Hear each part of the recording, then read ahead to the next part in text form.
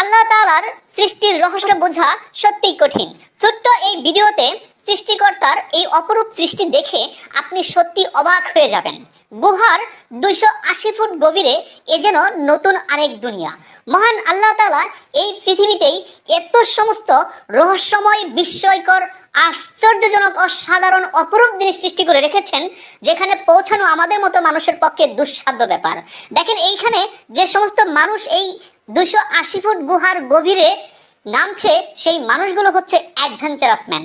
দেখেন তারা জীবনের ঝুঁকি নিয়ে এই সমস্ত জায়গায় যেয়ে এই সমস্ত রহস্যময় এমনকি আজব স্থানে পৌঁছিয়ে আমাদেরকে মহান আল্লাহ তাআলার সৃষ্টি দেখিয়ে দিচ্ছে। সত্যিকার অর্থে দেখেন, এই যে দেখেন এখানেও দেখেন একটা প্রাণীর সন্ধান পাওয়া গেছে। দেখেন এখানেও কিন্তু একটা প্রাণী আছে।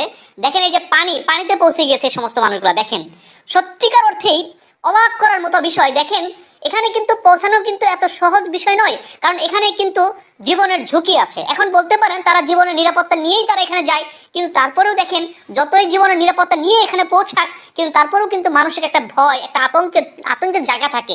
কারণ এখানে কিন্তু কার্বন ডাইঅক্সাইড, কার্বন মনোঅক্সাইড, এমনকি কোনো বিষাক্ত গ্যাসের উপস্থিতি, আবার বিষাক্ত প্রাণীও কিন্তু এখানে থাকতে পারে।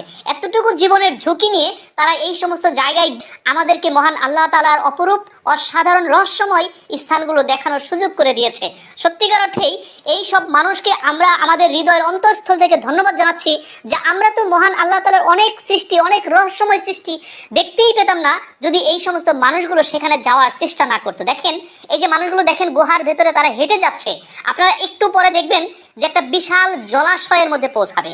সত্যিকার অর্থে আপনারা অবাক হয়ে যাবে। এই যে দেখেন এক একটা সৃষ্টি, দেখেন এই যে কিভাবে সম্ভব, এটা বলেন এটা কিভাবে সম্ভব। এই দেখেন এই যে দেখেন একটা নদীর মতো স্থান তৈরি হয়ে গেছে, মনে হচ্ছে এটা একটা বিশাল খাল বা নদী।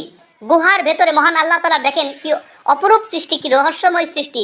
সত্যিকার অর্থেই মহান আল্লাহ তাআলা এই দুনিয়াতে এত সমস্ত রহস্যময় জিনিস সৃষ্টি করে রেখেছেন। সুবহানাল্লাহ, আল্লাহু আকবার।